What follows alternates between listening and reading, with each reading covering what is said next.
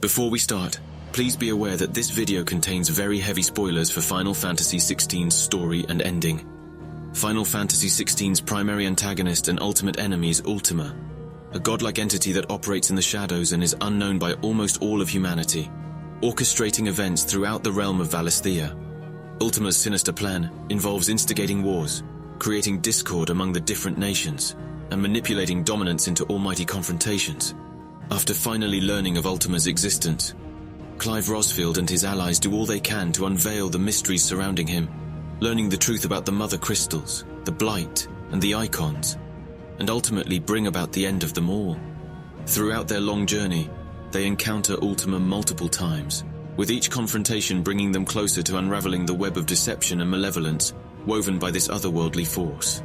This video will explore Ultima's background, ambitions and motivations, and the role he plays during the events of Final Fantasy XVI.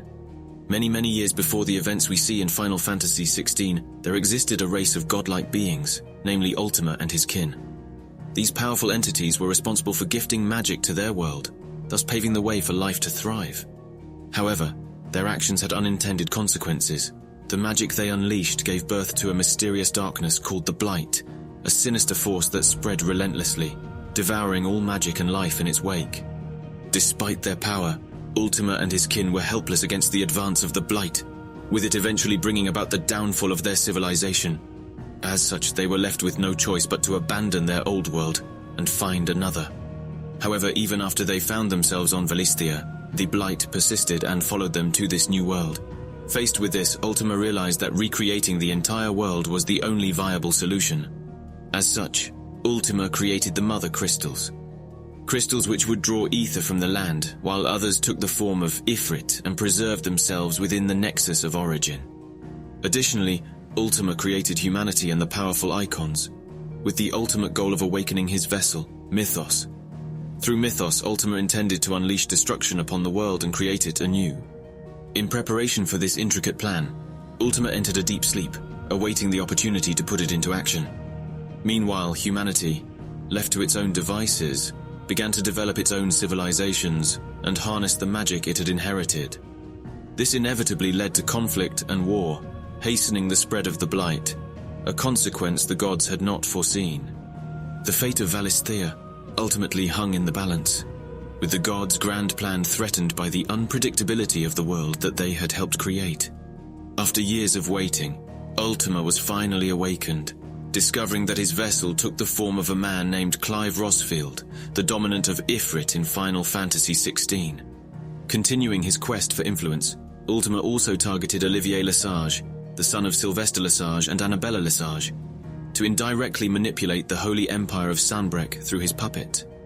It was during Clive, Jill and Cid's successful attempt to destroy the Mothercrystal at Drake's Head that Ultima first revealed himself to Clive. Ultima took the form of Typhon, using the creature to battle against Clive and attempt to take over his body. Fortunately, Joshua intervened and harnessed the powers of the Phoenix to seal Ultima within his own body, thwarting Ultima's plan, at least for a time. However, unaware of Ultima's true plans, Clive, Jill, Joshua and their allies proceed to destroy the other Mothercrystals, not realizing that Ultima was rejoining with his offshoots and absorbing the ether they had collected. For much of Final Fantasy XVI, Ultima exudes an air of mystery, with his motivations shrouded in obscurity, except for his desire to make Clive his beloved vessel.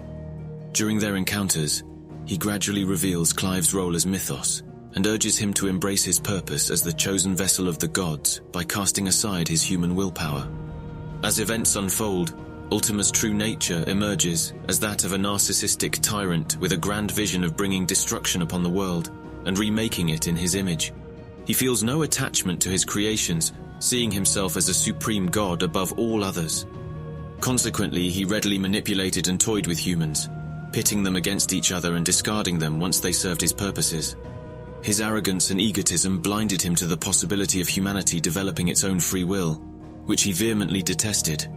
Instead, he saw humans as mere pawns meant to worship him and carry out his every command.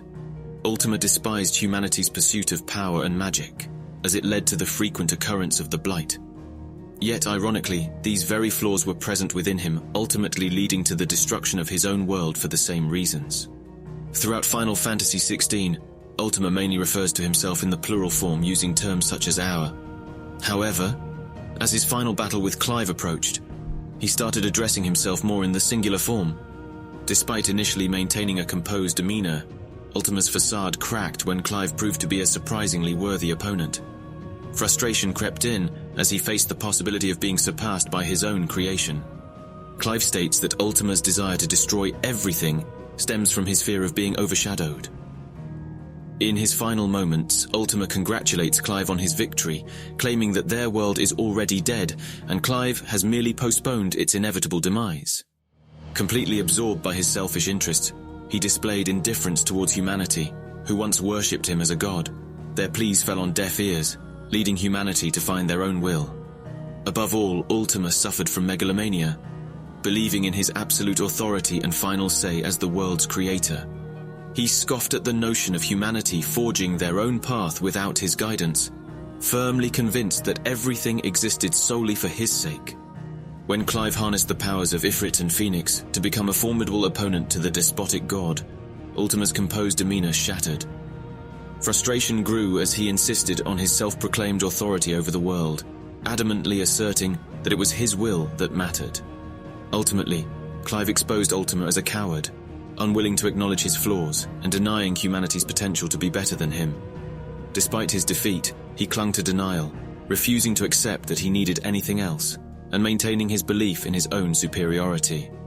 Even after his final defeat, Ultima mocked Clive's plan to alleviate the world's problems.